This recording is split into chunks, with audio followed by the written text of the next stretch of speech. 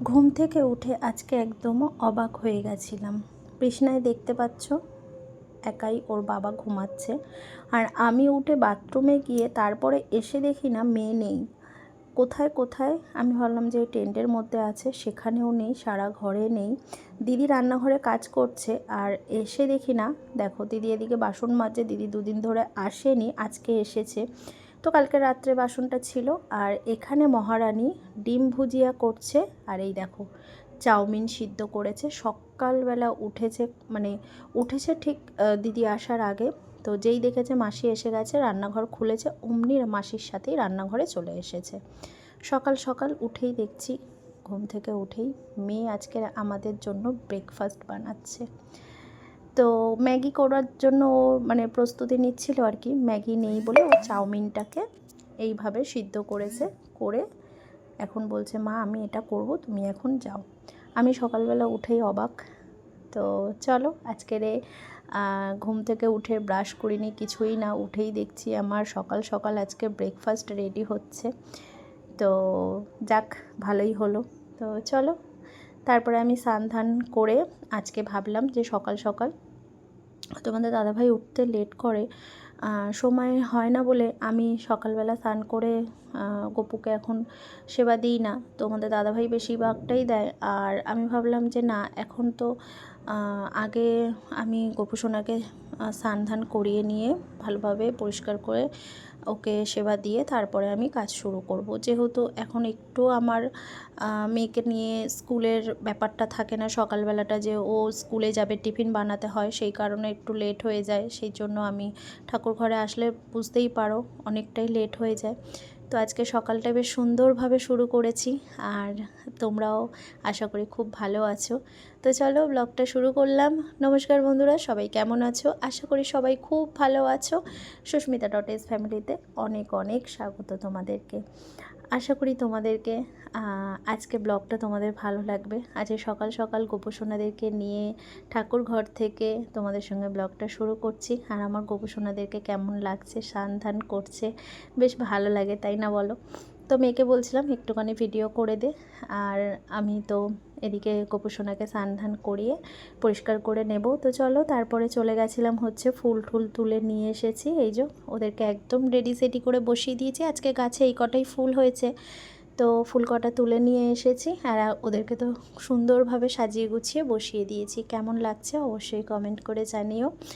তো আজকের বেশ জানি না সারা দিনটা কেমন যাবে, আশা করি তোমাদের সঙ্গে তো শেয়ার করবই, তোমরা দেখতে থাকো। পুজোটা করে নিই সুন্দরভাবে, ওদেরকে ফুল টুল দিয়ে সাজিয়ে নিই গোপুসোনাদেরকে, আর ভগবানদের ভোগটা লাগিয়ে নিয়ে তারপরে তোমাদের সঙ্গে আজকে পুরো দিনটাই শুরু করছি। কদিন ধরেই শরীরটা ভালো নেই বলে তোমাদের সঙ্গে জানো তো কোনো ব্লগই শেয়ার করতে পারছি না। কটা ভিডিও করা ছিল, সেইগুলোই কিছু শর্টস তোমাদের সঙ্গে শেয়ার করছি, ভিডিও দিচ্ছি। কেননা শরীরটাও ভালো নেই, মনটাও ভালো নেই, না থাকলে দেখবে দিনটাও আর কোনো কিছু করতেও ভালো লাগে না। তো এখানে দেখো ঠাকুরকে ভোগ লাগানো আমার কমপ্লিট হয়ে গেছে। তো চলো আজকে আমার গোপুসোনাদেরকে কেমন লাগছে অবশ্যই কিন্তু কমেন্ট করে জানিও। সবাইকে রাধে রাধে। সকাল আমাদের বাড়িতে যে বেল খাওয়া হচ্ছে, বেলটা চিপড়ে। তুমি এটার মধ্যে কি আছে, এটা খাবে তুমি? আওয়াজ তোমরা কি কেউ শুনতে পাচ্ছ? ছেলে আর মা পড়েছে।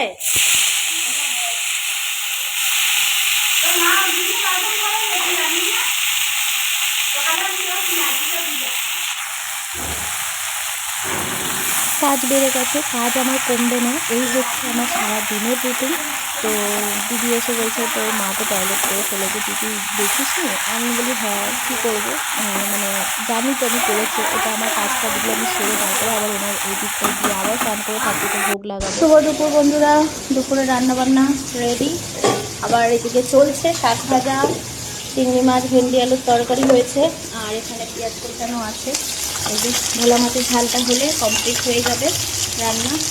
তো চলো রান্নাবান্না করে নিয়ে আসছি খাবার টেবিলে। তোমরা কি রান্নাবান্না? ব্যস্ততার সময়ও এই যে রান্নাবান্না জোগাড় কমপ্লিট, রান্নাও কমপ্লিট হয়ে গেছে। আর ওই যে ভোলা মাছটা করছিলাম, এই যে ভোলা মাছের ঝাল একদম শুকনো শুকনো করেছি, ধনেপাতা টমেটো দিয়ে আর পেঁয়াজ দিয়ে লঙ্কা দিয়ে। তো এখানে সবাই মিলে খেতে বসে গেছি। আমার খাবার নিয়ে নিয়েছি, শুধু ভোলা মাছ আর একটু শাক ভাজা নিয়েছি আর একটা মাছ ভাজা। বসে গেছি। মাছ ভাজাটা মেয়েও খাবে না, মাও খাবে না। এই যে মাছের তরকারি, মাছ ভাজা, ভাত, আর মা ওদিকে খেতে বসে গেছে। তো চলো খাওয়া দাওয়া করে নিই। তোমাদের দুপুরবেলা কী রান্নাবান্না হয়েছে অবশ্যই কমেন্ট করে জানিও। তো সবাই মিলে বসে গেছে। এখানে মেয়ে শুধু চিংড়ি মাছ নিয়েছে। চলো, ওর ছোট্ট ভাইটাকে নিয়ে অবস্থাটা দেখো। তো চলো খাওয়া দাওয়া কমপ্লিট করে নিই, পরে আসছি। টাটা। তোমরা কি খাওয়া দাওয়া করেছো অবশ্যই কমেন্ট করে জানিও।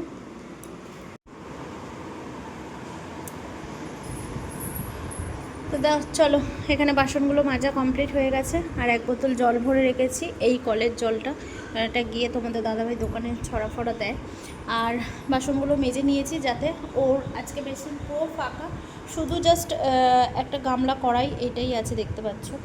তো কারণ এই জানলাগুলো পরিষ্কার করলাম, জানলাটা দেখতে পাচ্ছ কি জানি না, এ দেখো জানলাটা পরিষ্কার করলাম একদম পুরো ভালোভাবে, এদিকগুলো সব পরিষ্কার করলাম আজকে। আর ও আজকে যেহেতু আমি বলেছি একটু এগুলো পরিষ্কার করবি, আর সেই কারণে আমি বাসনটা মেজে রাখলে কি ওর এদিকটা ও কাজটা করে নিয়ে ঘরটা, ডাইনিংটা আর রান্নাঘরটা মুছে নিতে পারবে। তো সবই প্রায় কাজ কমপ্লিট করে নিয়েছি। তো চলো, এখন খাবো হচ্ছে একটু বেলের পানা। এই যে দাদাভাই করে রেখেছে, ও একটু খেয়েছে আর আমি একটু খাবো। মা উঠলে মাকে দেব, মেয়ে তো খায় না। সকালে তো দেখলে তোমরা বেলের পানা করেছে। চলো একটুখানি গরম হোক, ঠান্ডা প্রচণ্ড।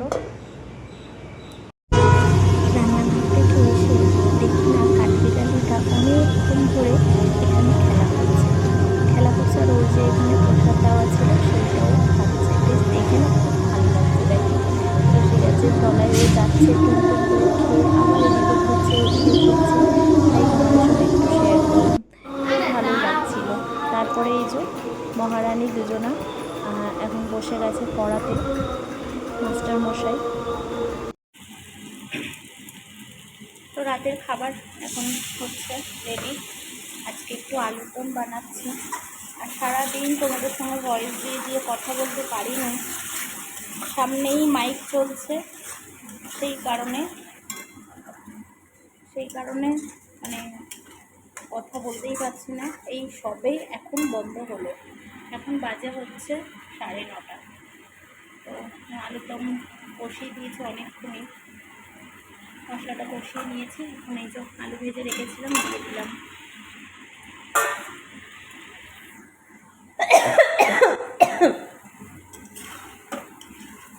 চলো রাত্রিবেলা খাবার দাবার এখন রেডি করি।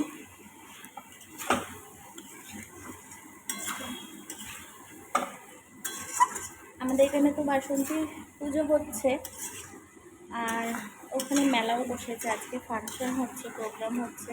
তো দেখি, তোমাদের দাদাভাইকে বলেছি যে যাব, এখন দেখা যাক কতদূর কী হয়। চলো, এখানে আমি আলুর দম খাবো, আর এখানে আটা ভালো করে ছেলে নিয়েছি, এই আরম্ভ হয়ে গেছে। চলো পরে আসছি, আটাটা মেখে নিই আগে। আলুর দম কমপ্লিট একদম। এবারে উপর থেকে দিয়ে দেবো হচ্ছে জিরের গুঁড়ো, যেটা ঘরে ভেজে পেস্ট করেছি, যেটা ঘরে ভেজে গুঁড়ো করে রেখেছি সেটাই দিয়ে দিলাম। গরম মশলা দেবো না। তো এইবারে নামিয়ে কমপ্লিট হয়ে গেছে আমার আলুর দম। আর এদিকে তো রুটি হচ্ছে, রুটি আর গরম দারুণ লাগছে না।